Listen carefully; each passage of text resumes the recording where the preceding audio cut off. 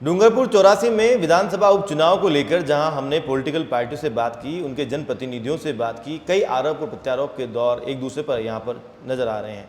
ऐसे में अब ये जानना जरूरी हो गया कि आखिर डूंगरपुर के वो लोग जो लंबे समय से यहाँ पर हैं, यहाँ की राजनीति को बेहद बारीकी से समझते हैं, उनसे भी बात की जाए। इसी कड़ी में मेरे साथ में हैं डूंगरपुर से समाज सेवी प्रकाश जी पांचाल। प्रकाश जी, सीधा मैं आपसे सवाल करूंगा कि डूंगरपुर में जिस तरीके से आप देखें कि बीजेपी और जो यहाँ लोकसभा विधानसभा में बहुत ज़्यादा अच्छा प्रदर्शन नहीं कर पाई, क्या वजह रहेगी?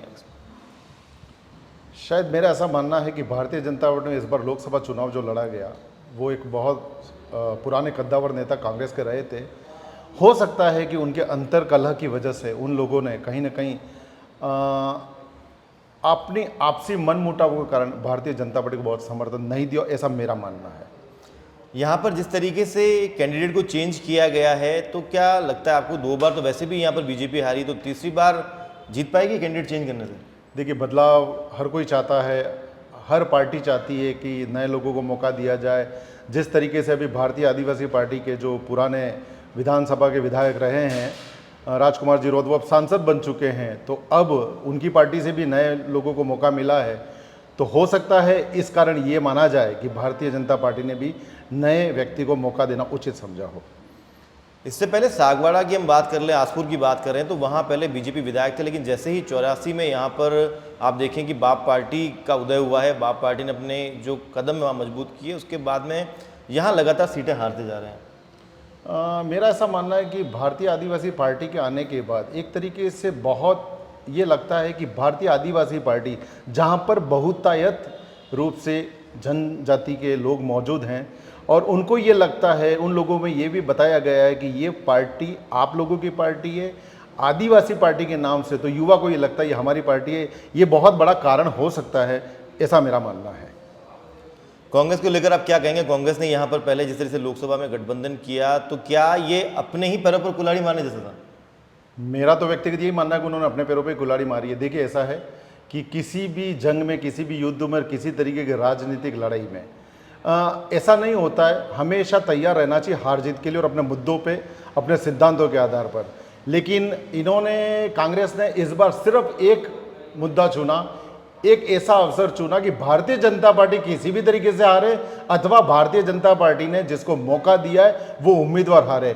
इस नाते उन्होंने गठबंधन किया और मेरा ऐसा व्यक्तिगत मत है कि कांग्रेस ने निश्चित रूप से अपने पैरों पे कुल्हाड़ी मारी है इस तरीके से करके। तो कांग्रेस में कई बड़े नेता भी हैं, जैसे ताराचंद भगोरा है, लालशंकर गतिया है, उसके अलावा आप देखें कि प्रेम जी हैं पाटीदार, वो हैं, तो उसके बावजूद यहाँ पर जो है टिकट जिन्होंने दिया है महेश को दिया है, क्या सोच के साथ दिया होगा? आपने गत 5 सालों में कांग्रेस सरकार को देखा और कांग्रेस सरकार के सारे कार्यकलापों को देखा। ये सभी को मालूम है कि सरकार जब 5 साल चली तो सरकार सिर्फ अपने ही संगठन के लोगों में, अपने विधायकों में और अपने नेताओं लोग बीच में उलझी हुई थी। कांग्रेस में ही गुटबाजी बढ़ती जा रही थी और इस कारण कांग्रेस ने अपना बहुत नुकसान किया है। चाहे ताराचंद जी भगोरा रहे हों, चाहे लालशंकर जी घाटिया रहे हों, चाहे आपने प्रेम कुमार जी पाटीदार का नाम लिया, ऐसे बहुत से कद्दावर नेता रहे, लेकिन उनको भी अलग अलग समूहों में कई लोगों ने देखा। मैं वैसे भी ऐसा मानता हूँ, मैं कुछ बातें बहुत कड़वी बोलता हूँ, सच बोलता हूँ, कुछ लोग गलत नहीं उतरे, लेकिन हाँ, गुटबाजी चरम सीमा पर थी।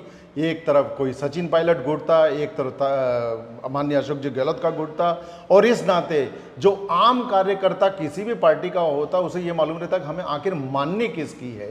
तो इस तरह सत्ता और संगठन के चक्कर में गुटबाजी बहुत ज़्यादा पनपी है और इस वजह से कांग्रेस को बहुत बड़ा नुकसान हमारे क्षेत्र में हुआ है। यहाँ पर जिस तरह से अगर तीनों कैंडिडेट की अगर हम बात करें तो यहाँ पर जिस तरह कारीलाल नीनुमा जिस तरह बीजेपी से हैं, उसके बाद में अगर हम यहाँ पर बात करें कि जो कांग्रेस में महेश रौत हैं, उसके अलावा हम बाप पार्टी से बात करें तो अनिल कटार यहाँ पर हैं। अब क्या आपको लगता है कि जिस तरीके से जो यहाँ पर राजकुमार रौत करीबन 70,000 की लीड से यहाँ पर जीते थे, और लेकिन अब उनके पास ये देखें कि पोपटलाल खोखरिया, कहीं ना कहीं कांतिलाल रौत थोड़े से अंदर से जो हैं नाखुश से हैं, तो क्या वैसे समीकरण रहेंगे या कहीं हार सकते हैं या वोटों का अंतर रहेगा? देखिए, जब सत्ता सुख होता है ना तो कई लोगों के मन में ये रहता है कि मुझे ये मौका मिलना चाहिए था। जिन लोगों को मौका नहीं मिला उन लोगों को लग रहा होगा कि हाँ, हमें दूर रखा गया। और भारतीय जनता पार्टी की सरकार है, सरकार का कोई भी जनप्रतिनिधि वादे तो बहुत करता है, किसी भी सरकार का हो, लेकिन उस जनता के मन में ये हो कि विकास के मुद्दे पर वो कितने जागरूक हैं, विकास कितना हुआ है और किन मुद्दों पे किस आधार पर वो वोट देना चाहते हैं। अगर उन्हें सिर्फ ये लगता है कि भारतीय आदिवासी पार्टी और वो हमारी पार्टी है, अगर उसी को देखा जाएगा तो हो सकता है कि भारतीय आदिवासी पार्टी का व्यक्ति चुनाव जीते। लेकिन अगर सरकार की बातों को देखा जाए, विकास की बातों को देखा जाए, तो इस बार मुझे लग रहा है कि पहले जिन मतों से जीते थे पहले के प्रत्याशी, इतना मतों का अंतर रहना मुश्किल है और निश्चित रूप से मतों में बहुत ज़्यादा बिखराव होगा। प्रकाश जी, इस मामले पर आप क्या कहेंगे कि यहाँ पर अगर हम डूंगरपुर में राजनीति की बात करें तो जो सामान्य वर्ग है वो सिर्फ जो है वोटर्स के रूप तक ही सीमित है यहाँ पर? ये तो बिल्कुल आपका एक ऐसा सवाल है जो यहाँ के लोगों को बहुत परेशान भी करता है, अखरता भी है, और यहाँ के सामान्य वर्ग और ओबीसी वर्ग को लगता है कि हम सिर्फ वोट देने तक ही सीमित हैं।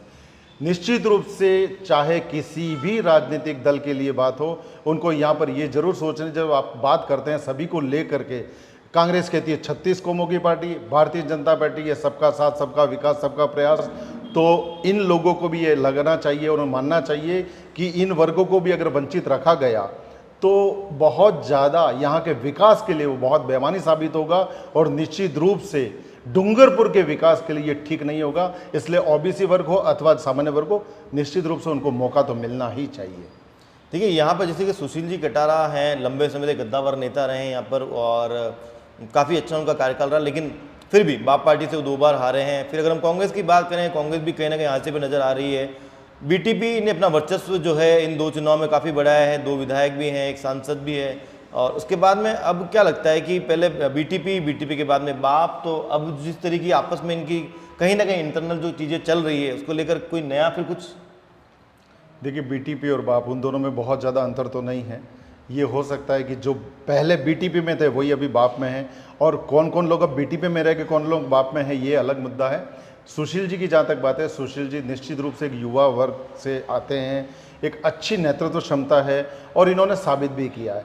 लेकिन हमारे यहाँ पर उनके अलावा भी कई लोग ऐसे हैं जिनको पार्टी ने अच्छा मौका दे करके ये करने की कोशिश की कि आप लोग यहाँ के विकास में बहुत सहायक बन सकते हैं। लेकिन अब धीरे धीरे राजनीति का रूप बदलता जा रहा है।